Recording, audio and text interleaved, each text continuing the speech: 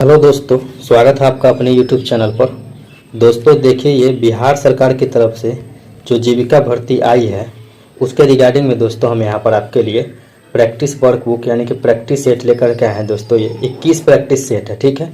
इस सीरीज का दोस्तों एक प्रैक्टिस सेट आपको डाला जा चुका है जो कि PYQ का सेट था, ठीक है। यहाँ से दोस्तों आपको मॉडल प्रैक्टिस सेट शुरू हो रहा है, ठीक है दोस्तों। मॉडल प्रैक्टिस सेट नंबर दोस्तों देखिए ये 1 है। यहाँ से हम लोग इनको रिफ्रेश स्टार्ट कर सकते हैं। तो दोस्तों अगर आप चैनल पर नए हैं तभी तक तो सब्सक्राइब नहीं किए हैं तो सब्सक्राइब कर लीजिएगा। चलिए दोस्तों आज का सेट शुरू करता हूँ, ठीक है, बिना किसी देरी के। चलिए दोस्तों आ जाइए यहाँ पे। फर्स्ट क्वेश्चन में है दोस्तों कि अंडरटेकर पुरस्कार किस क्षेत्र से संबंधित है। तो दोस्तों ये शैक्षणिक प्रौद्योगिकी से संबंधित है, ठीक है। नेक्स्ट में आइएगा यहाँ पर। तो देखिए प्रधानमंत्री ई विद्या कार्यक्रम का उद्देश्य क्या है। तो दोस्तों मल्टी मोड एक्सेस के माध्यम से डिजिटल ऑनलाइन ऑन एयर शिक्षा को बढ़ावा देना, ठीक है। नेक्स्ट में आ जाइए दोस्तों यहाँ पे। किस घटना के बाद मोहम्मद अली जिन्ना ने डायरेक्ट एक्शन डे घोषित किया था। तो दोस्तों ये कैबिनेट मिशन योजना के विफलता के बाद, ठीक है। नेक्स्ट में आ जाइए दोस्तों यहाँ पर। यहाँ है दोस्तों संघाई सहयोग संगठन SCO के क्षेत्रीय आतंकवाद विरोधी संरचना यानी रीजनल एंटी टेररिस्ट स्ट्रक्चर का मुख्य कार्य क्या है। तो दोस्तों आतंकवाद, अलगाववाद और चरमपंथी का मुकाबला करने के लिए सहयोग को बढ़ावा देना, ठीक है। नेक्स्ट में आ जाइए। यहाँ देखिए दोस्तों इस घटना के कारण तारों का टिमटिमाना दिखाई देता है। तो दोस्तों प्रकाश का अपवर्तन के कारण तारों का टिमटिमाना दिखाई देता है। नेक्स्ट में किस खेल में टी और पुटर शब्द संबंधित है। तो दोस्तों किस खेल से संबंधित है, गोल्फ से संबंधित है, ठीक है। नेक्स्ट में आ जाइए। नेक्स्ट में है दोस्तों यहाँ पर यूनेस्को का विश्व धरोहर स्थल पुरस्कार किस क्षेत्र में दिया जाता है। तो दोस्तों ये किस क्षेत्र में दिया जाता है। तो ये सांस्कृतिक और प्राकृतिक विरासत के संरक्षण के क्षेत्र में दिया जाता है। नेक्स्ट में आ जाइए। राष्ट्रीय डिजिटल स्वास्थ्य मिशन का मुख्य उद्देश्य क्या है। तो दोस्तों एक एकीकृत डिजिटल स्वास्थ्य बुनियाद ढांचा बनाना। नेक्स्ट में आ जाइए। यहाँ दोस्तों आनंद मठ उपन्यास के लेखक कौन हैं। तो दोस्तों बंकिम चंद्र चटर्जी आनंद मठ उपन्यास के लेखक हैं। नेक्स्ट में दोस्तों संयुक्त राष्ट्र शांति स्थापना अभियानों का प्राथमिक उद्देश्य क्या है। दोस्तों देशों के बीच शत्रुता को रोकना और शांति प्रक्रिया को समर्थन देना इसका मुख्य उद्देश्य है, ठीक है। नेक्स्ट में है चंद्रयान 3 मिशन का प्राथमिक उद्देश्य क्या था। तो दोस्तों चंद्रमा के दक्षिणी ध्रुव पर सॉफ्ट लैंडिंग और रोवर को तैनात करना, ठीक है। आगे आ जाइए दोस्तों। कॉमनवेल्थ गेम्स कितनी बार आयोजित होते हैं। तो दोस्तों ये हर 4 साल पर एक बार आयोजित किया जाता है। नेक्स्ट में है international federation of association football यानी कि फीफा द्वारा दिया जाने वाला FIFA player of the year award किस क्षेत्र से संबंधित है। तो दोस्तों ये फुटबॉल क्षेत्र से संबंधित है, ठीक है। नेक्स्ट में आ जाइए यहाँ पर दोस्तों। देखिए PM cares for children scheme का उद्देश्य क्या है। तो दोस्तों उन बच्चों को सहायता प्रदान करना जिन्होंने कोविड-19 महामारी के कारण अपने माता पिता को खो दिया, ठीक है। नेक्स्ट में आ जाइए दोस्तों यहाँ पर। भारत के पहले विश्वविद्यालय कलकत्ता, बॉम्बे और मद्रास किस वर्ष स्थापित किए गए थे। तो दोस्तों ये किस वर्ष 1857 में स्थापित किया गया था, ठीक है।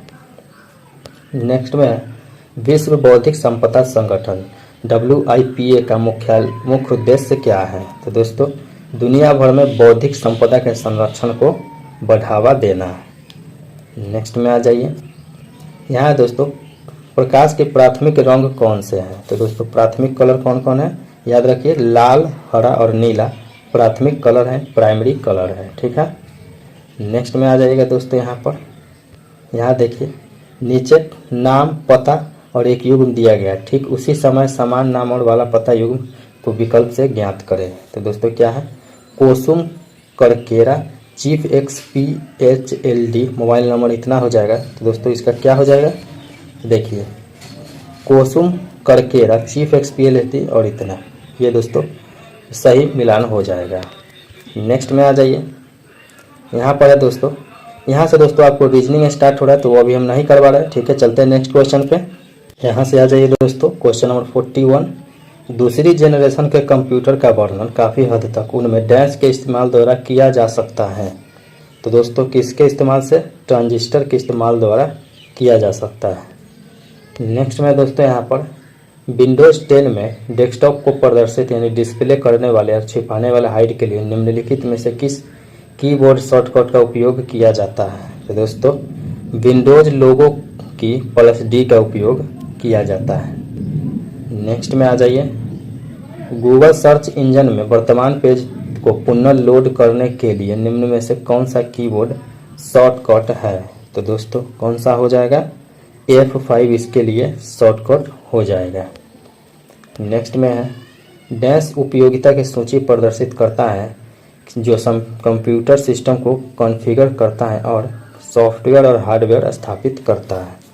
तो दोस्तों उसका नाम है कंट्रोल पैनल, ठीक है।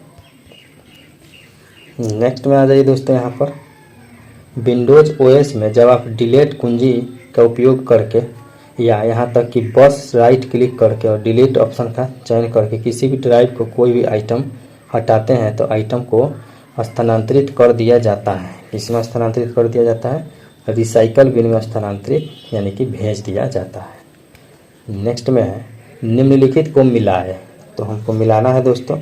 तो दोस्तों यहाँ पर देख लीजिए इसका सही मिलान क्या हो जाएगा, तो यहाँ हो जाएगा दोस्तों B दोस्तों यहाँ पर सही हो जाएगा, A का Q, B का P और C का S और D का R, ठीक है। तो इस प्रकार से यहाँ आप देख सकते हैं, ठीक है, इस प्रकार से है। चलिए नेक्स्ट में चलते हैं। यहाँ आ जाइए दोस्तों, निम्नलिखित में से कौन सा एक आउटपुट डिवाइस नहीं है। तो दोस्तों बार कोड रीडर एक आउटपुट डिवाइस नहीं है, ठीक है। नेक्स्ट में है निम्नलिखित में से कौन सा ऑपरेटिंग सिस्टम निर्दिष्ट यानी स्पेसिफाइड समय की कमी के भीतर प्रतिक्रिया की गारंटी देता है। तो दोस्तों रियल टाइम ऑपरेटिंग सिस्टम देता है। नेक्स्ट में आ जाइए, यहाँ है दोस्तों डैश यूनिट CPU का वह भाग है जो प्रोसेसर के ऑपरेशन को नियंत्रित या निर्देशित करता है। तो दोस्तों कंट्रोल दोस्तों यूनिट हो जाएगा उसका आंसर। नेक्स्ट में आ जाइए, डेटा अवधारणा क्षमता के आधार पर निम्नलिखित में से कौन सा अस्थिर अर्धचालक मेमोरी वोलेटाइल सेमीकंडक्टर मेमोरी का सही वर्गीकरण है। तो दोस्तों SRAM और DRAM, ठीक है। नेक्स्ट में आ जाइए, यहाँ देखिए दोस्तों भारत में राष्ट्रीय ग्रामीण आजीविका मिशन NRLM का प्राथमिक फोकस क्या है। तो दोस्तों स्वयं सहायता समूह यानी सेल्फ हेल्पिंग ग्रुप के माध्यम से ग्रामीण गरीबों को सशक्त बनाना और उनकी आजीविका में सुधार करना। नेक्स्ट में आ जाइए, यहाँ पे है दोस्तों सहकारी समितियों की सदस्यों की आर्थिक भागीदारी मेंबर इकोनॉमिक पार्टिसिपेशन का सिद्धांत क्या दर्शाता है। तो दोस्तों सदस्य अपनी समिति को पूंजी में योगदान करते हैं और लोकतांत्रिक रूप से नियंत्रित करते हैं और अधिशेष का उचित प्रबंधन करते हैं। नेक्स्ट में आ जाइए दोस्तों, यहाँ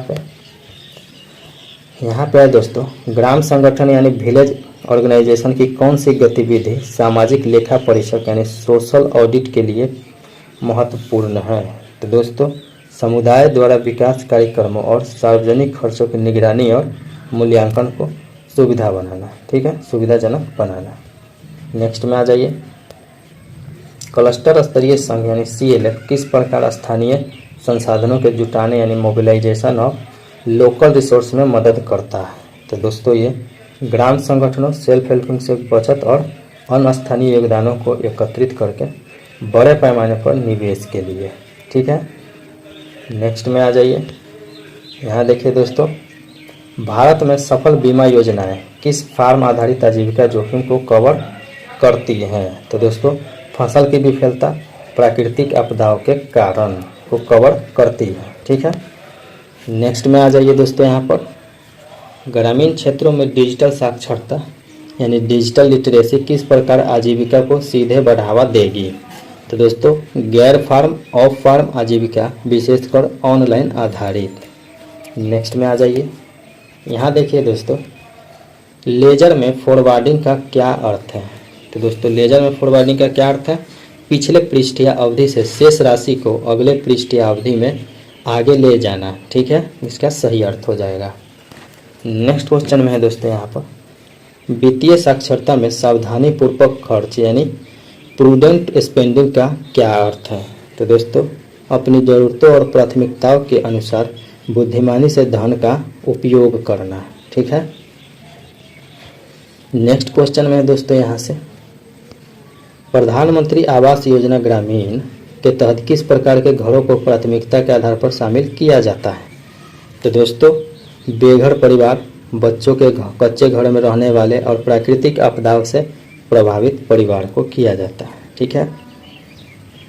नेक्स्ट में आ जाइए दोस्तों प्रधानमंत्री ग्राम सड़क योजना के तहत यदि किसी सड़क परियोजना में कोई सदस्य या शिकायत आती है तो उसे कहाँ दर्ज किया जाता है। तो दोस्तों कहाँ किया जा सकता है, ऑनलाइन पोर्टल मेरी सड़क और राज्य स्तरीय शिकायत निवारण तंत्र पर। ठीक है। नेक्स्ट में आ जाइए राष्ट्रीय सामाजिक सहायता कार्यक्रम यानी कि NSAP का प्रमुख लाभार्थी वर्ग कौन सा है। तो दोस्तों इसका हो जाएगा वृद्ध, विधवा और विकलांग व्यक्ति। नेक्स्ट क्वेश्चन में है दोस्तों कि PM किसान योजना के तहत केंद्र सरकार से 6,000 रुपये प्रति वर्ष की वित्तीय सहायता कितनी किस्तों में दी जाती है। तो दोस्तों 3 समान किस्तों में यानी कि 2-2 हज़ार रुपये करके दिया जाता है। नेक्स्ट में आ जाइए। यहाँ देखिए दोस्तों राष्ट्रीय कृषि विकास योजना का प्राथमिक उद्देश्य क्या है। तो दोस्तों कृषि और संबद्ध क्षेत्र में सार्वजनिक निवेश को बढ़ावा और राज्यों को कृषि विकास के लिए अपनी योजना बनाने में लचीलापन प्रदान करना है। नेक्स्ट में आ जाइए।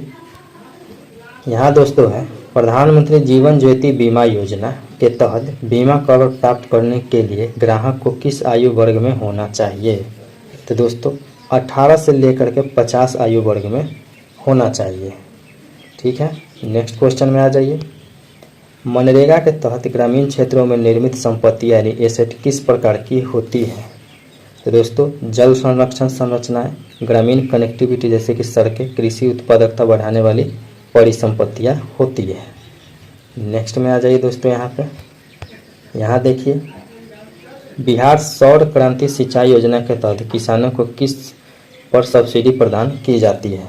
तो दोस्तों सौर ऊर्जा से चलने वाले सिंचाई पंप पर सब्सिडी प्रदान की जाती है।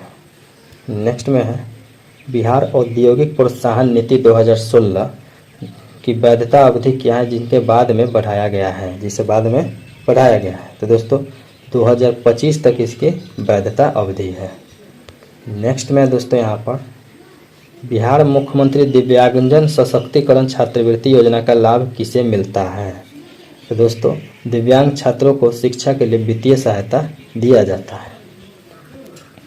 नेक्स्ट में है बिहार में मुख्यमंत्री स्वयं सहायता भत्ता योजना के तहत प्रति माह कितनी राशि प्रदान की जाती है। तो दोस्तों प्रति माह 1,000 रुपये दोस्तों प्रदान किया जाता है।